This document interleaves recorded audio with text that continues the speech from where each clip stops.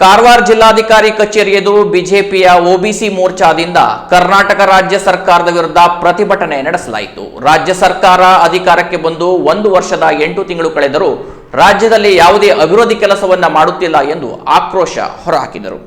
ಪ್ರತಿಭಟನೆಯಲ್ಲಿ ಪಾಲ್ಗೊಂಡಿದ್ದ BJP OBC Morcha ರಾಜ್ಯ ಉಪಾಧ್ಯಕ್ಷ ಕುಬೇರಪ್ಪ ಪ್ರತಿಭಟನಾಕಾರರನ್ನು ಉದ್ದೇಶಿಸಿ ಮಾತನಾಡಿ, ಕಾಂಗ್ರೆಸ್ ಸರ್ಕಾರ ಅಧಿಕಾರಕ್ಕೆ ಬಂದು 1.5 ವರ್ಷವಾದರೂ ಇದುವರೆಗೂ ಹಿಂದುಳಿದ ವರ್ಗದ ಯಾವ ನಿಗಮಕ್ಕೂ ಅನುದಾನ ಬಿಡುಗಡೆ ಮಾಡಿಲ್ಲ. ಅಭಿವೃದ್ಧಿ ಎನ್ನುವುದು ರಾಜ್ಯದಲ್ಲಿ ಮರೀಚಿಕೆಯಾಗಿದೆ. ಹಿಂದುಳಿದ ವರ್ಗಗಳ ಕಲ್ಯಾಣ ಇಲಾಖೆಯಡಿ ಬರುವ ವಿವಿಧ ನಿಗಮಗಳಿಗೆ ಸಿದ್ದರಾಮಯ್ಯನವರ ನೇತೃತ್ವದ ಕಾಂಗ್ರೆಸ್ ಸರ್ಕಾರ ಅಧಿಕಾರಕ್ಕೆ ಬಂದ ನಂತರ ಅನುದಾನ ಬಿಡುಗಡೆಯನ್ನ ಬಹುತೇಕ ಸ್ಥಗಿತಗೊಳಿಸಿದ್ದು, ನೆಪ ಮಾತ್ರಕ್ಕೆ ಎನ್ನುವಂತೆ ಬಜೆಟ್ನಲ್ಲಿ ಘೋಷಿಸುವ ಮೊತ್ತಕ್ಕೂ ವಾಸ್ತವವಾಗಿ ಬಿಡುಗಡೆ ಮಾಡುವ ಮೊತ್ತಕ್ಕೂ ಅಜಗಜಾಂತರ ವ್ಯತ್ಯಾಸವಿದೆ ಎಂದರು. ಇದರಿಂದ ಹಿಂದುಳಿದ ಹಾಗೂ ಅತಿ ಹಿಂದುಳಿದ ಸಮುದಾಯಗಳು ಹಾಗೂ ಇತರ ಆರ್ಥಿಕವಾಗಿ ಹಿಂದುಳಿದ ಸಮುದಾಯಗಳು ಈ ಹಿಂದಿನ ಸರ್ಕಾರದಲ್ಲಿ ದೇವರಾಜ್ ಅರಸ್ ಅಭಿವೃದ್ಧಿ ನಿಗಮದಲ್ಲಿ ಪಡೆಯುತ್ತಿದ್ದ ಸ್ವಉದ್ಯೋಗ ಯೋಜನೆ, ವಿದ್ಯಾರ್ಥಿಗಳಿಗಾಗಿ ಅರಿವು ಯೋಜನೆ ಹಾಗೂ ಸಣ್ಣ ಹಿಡುವಳಿದಾರ ರೈತರಿಗಾಗಿ ಗಂಗಾ ಕಲ್ಯಾಣ ಯೋಜನೆಯಡಿಯಲ್ಲಿ ಮಂಜೂರು ಮಾಡಲಾಗುತ್ತಿದ್ದ ಉಚಿತ ಬೋರ್ವೆಲ್ ಯೋಜನೆ ಬಹುತೇಕ ಸ್ಥಗಿತಗೊಂಡಿದ್ದು, ತಮ್ಮ ಪಂಚಭಾಗ್ಯ ಯೋಜನೆಯ ಅನುಷ್ಠಾನಕ್ಕಾಗಿ ಹಿಂದುಳಿದ ಸಮುದಾಯಗಳ ಕಲ್ಯಾಣ ಕಾರ್ಯಕ್ಕೆ ವಿನಿಯೋಗವಾಗಬೇಕಿದ್ದ ಹಣವೆಲ್ಲವೂ ವರ್ಗಾವಣೆಯಾಗುತ್ತಿದೆ. ಈ ಹಿಂದೆ ಬಿಜೆಪಿ ಸರ್ಕಾರ ಇದ್ದಾಗ ಬಜೆಟ್ನಲ್ಲಿ ಘೋಷಿಸಿದಂತೆ 546 ಕೋಟಿ ರೂಪಾಯಿ ಅನುದಾನ ಬಿಡುಗಡೆ ಆದರೆ 2023ರಲ್ಲಿ ಅಧಿಕಾರಕ್ಕೆ ಬಂದ ಸಿದ್ದರಾಮಯ್ಯನವರ ನೇತೃತ್ವದ ಕಾಂಗ್ರೆಸ್ ಸರ್ಕಾರ ಈ ನಿಯಮಗಳಿಗೆ ಕೇವಲ 170 ಕೋಟಿ ರೂಪಾಯಿ ಬಿಡುಗಡೆ ಮಾಡಿ ಕೈ ತೊಳೆದುಕೊಂಡಿದೆ ಎಂದು ಪ್ರತಿಭಟನಾಕಾರರು ಆಕ್ರೋಶ ಹೊರಹಾಕಿದರು. ಸಿದ್ದರಾಮಯ್ಯನವರ ನೇತೃತ್ವದ ಕಾಂಗ್ರೆಸ್ ಸರ್ಕಾರ ಅಧಿಕಾರಕ್ಕೆ ಬಂದ ನಂತರ ಅನುದಾನ ಬಿಡುಗಡೆಯನ್ನು ಕಾಂಗ್ರೆಸ್ ಸರ್ಕಾರಕ್ಕೆ, ಅಭಿವೃದ್ಧಿ ವಿರೋಧಿ ಕಾಂಗ್ರೆಸ್ ಸರ್ಕಾರಕ್ಕೆ, ಸಂವಿಧಾನ ವಿರೋಧಿ ಕಾಂಗ್ರೆಸ್ ಸರ್ಕಾರಕ್ಕೆ, ನಿರ್ಲಕ್ಷ್ಯ ಮಾಡಿದ ಕಾಂಗ್ರೆಸ್ ಸರ್ಕಾರಕ್ಕೆ, ಹಿಂದುಳಿದ ವರ್ಗಗಳ ವಿರೋಧಿ ಕಾಂಗ್ರೆಸ್ ಸರ್ಕಾರಕ್ಕೆ, ವಿರೋಧಿ ಸಿದ್ದರಾಮಯ್ಯ ಸರ್ಕಾರಕ್ಕೆ. ಮುಖ್ಯಮಂತ್ರಿ ಅಂತೇಳಿ ರಾಜ್ಯದಲ್ಲಿ ಅಧಿಕಾರವನ್ನು ತೆಗೆದುಕೊಂಡ ಸನ್ಮಾನ್ಯ ಸಿದ್ದರಾಮಯ್ಯನವರ ಸರ್ಕಾರ ಇವತ್ತು ಹಿಂದುಳಿದ ವರ್ಗದ ಇನ್ನೊಂದು ಮುಟ್ಟಿದ್ರೆ ಇಡೀ ರಾಜ್ಯದ ಜನ ನಿಮ್ಮನ್ನು ಸುಮ್ಮನೆ ಇರಲ್ಲ ಅಂತೇಳಿ ಅವ್ರ ಪತ್ರಿಕೆ ಹೇಳಿಕೆ ಕೊಡ್ತಾ ಇದ್ರು. ಮೊಟ್ಟ ಮೊದಲನೇದಾಗಿ ರಾಜ್ಯದಲ್ಲಿ ನಾವೇ ಇದ್ವಿ. ನಮಗೆ ನಮ್ಮ ಮಕ್ಕಳಿಗೆ ಕೊಡ್ತಕ್ಕಂತ ಈ ಅಭಿವೃದ್ಧಿ ಕೆಲಸಗಳನ್ನು 1 ಪೈಸಾನು ಕೂಡ ಮಾಡಕ್ ಆಗ್ತಾ ಇಲ್ಲ. ಅವ್ರ ಶಾಸಕರೇ, ಕಾಂಗ್ರೆಸ್ ಶಾಸಕರೇ ತಿರುಗಿ ಬಿದ್ದಿದ್ದಾರೆ.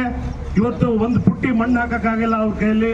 ಯಾವುದೇ ನಿಗಮಗಳಿಗೂ ಕೂಡ 1 ರೂಪಾಯಿ ಹಣನೂ ಅವ್ರು ಇವತ್ತಿನವರೆಗೂ ಕೊಟ್ಟಿಲ್ಲ. 1600 ಕೋಟಿ ಅವ್ರೇನು ಬಜೆಟ್ ನಲ್ಲಿ ಅನೌನ್ಸ್ ಮಾಡಿದ್ರು, ಅದರಲ್ಲಿ 390 ಕೋಟಿ ಹಣ ಮಾತ್ರ ಕೊಟ್ಟಿದ್ದಾರೆ. ಇನ್ನುಳಿದ ಹಣವನ್ನ ಅವರು ಈ ಪಂಚ ಯೋಜನೆಗಳಿಗೆ ಬಳಸ್ತಾ ಇದ್ದಾರೆ. 14,000 ಕೋಟಿಯನ್ನ ಬಳಸಿದ್ರು. ಆಮೇಲೆ 11,000 ಕೋಟಿ, ಒಟ್ಟು 25,000 ಕೋಟಿಯನ್ನ ಏನು SC/ST ನಿಗಮಕ್ಕೆ ಮೀಸಲಿಟ್ಟಂತ ದುಡ್ಡನ್ನ ಈ ಪಂಚ ಯೋಜನೆಗಳಿಗೆ ಅವ್ರು ಡೈವರ್ಟ್ ಮಾಡಿದ್ದಾರೆ. ಹಿಂದುಳಿದ ವರ್ಗದ ನಾಯಕ, ಹಿಂದುಳಿದ ವರ್ಗದ ಮುಖ್ಯಮಂತ್ರಿ ಅಂತ ಹೇಳಿ ಈ ರಾಜ್ಯದ ಜನರಿಗೆ ಏನು ಹೇಳ್ತಾ ಇದ್ರು, ಅವರ ಸರ್ಕಾರ ಬಂದು 1 ವರ್ಷ 8 ತಿಂಗಳಲ್ಲಿ ಬೃಹತ್ ಹಗರಣಗಳನ್ನು ಮಾಡಿದ್ದಾರೆ. ಸನ್ಮಾನ್ಯ ಸಿದ್ದರಾಮಯ್ಯನವರು ಸದನದಲ್ಲೇ ಒಪ್ಪಿಗೆತ್ತಾರೆ, ಅದು 187 ಕೋಟಿ ಅಲ್ಲ, ಬರೀ 80 ಕೋಟಿ ಮಾತ್ರ ಆಗಿದೆ ಅಂತ ಲಿಖಿತವಾಗಿ ದಾಖಲೆ ಆಗಿದೆ. ಅವ್ರು ಹೇಳಿರ್ತಕ್ಕಂಥ ವರ್ಡ್. ಒಬ್ಬ ಮುಖ್ಯಮಂತ್ರಿ ಸದನದಲ್ಲಿ ಈ ರೀತಿ ಹೇಳಿಕೆ ಕೊಡ್ಬೇಕಾರೆ, ಅವರೇ ಈ ರೀತಿ ಹೇಳಿಕೆ ಕೊಡ್ಬೇಕಾದ್ರೆ ಅವ್ರ ಸರ್ಕಾರ ಎಷ್ಟು ಭ್ರಷ್ಟಾಚಾರ ಮಾಡಿದೆ ಅನ್ನೋದು ಇಡೀ ರಾಜ್ಯದ ಜನ ನೋಡ್ತಾ ಇದೆ. ನಮ್ಮ ಮಕ್ಕಳು ವಿದ್ಯಾಭ್ಯಾಸಕ್ಕೆ ಸೌಲಭ್ಯಕ್ಕೆ ಯಾವುದೇ ಆದಂತ ಅನುದಾನ ಇದುವರೆಗೂ ಅವ್ರ ಕೈಯಲ್ಲಿ ಕೊಡಕ್ಕಾಗ್ತಾ ಇಲ್ಲ. ಏನು ರೈತರಿಗೆ ಗಂಗಾ ಕಲ್ಯಾಣ ಯೋಜನೆಯಲ್ಲಿ ಬೋರ್ ಹೊಡ್ಕೊಡ್ತಾ ಇದ್ರು ನಮ್ಮ ಸರ್ಕಾರದವರು, ಅದಕ್ಕೂ ಕೂಡ ಹಣ ಕೊಡ್ತಾ ಇಲ್ಲ. ಯಾವುದೇ ಅಭಿವೃದ್ಧಿ ಮಾಡಕ್ ಆಗ್ತಾ ಇಲ್ಲ. 1 ನಿಗಮಕ್ಕೂ ಕೂಡ ಅವರು ಯಾವುದೇ ಹಣ ಕೊಡ್ತಾ ಇಲ್ಲ. ಅವರು ಈ ಪಂಚ ಯೋಜನೆಗಳನ್ನ ಬಿಟ್ರೆ ಬೇರೆ ಯಾವುದೇ ಅಭಿವೃದ್ಧಿ ಮಾಡ್ತಾ ಇಲ್ಲ. ಅದು ಕಂಡು ಇದು ಪ್ರಾರಂಭಿಕ ಹಂತ. ಹಿಂದುಳಿದ ವರ್ಗದವರು ನಾವು ಈ ರಾಜ್ಯದಲ್ಲಿ ಪ್ರಾರಂಭಿಕ ಹಂತದಲ್ಲಿ ಸಾಂಕೇತಿಕವಾಗಿ ಈ ಒಂದು ಪ್ರತಿಭಟನೆ ಮಾಡ್ತಾ ಇದ್ದೀವಿ.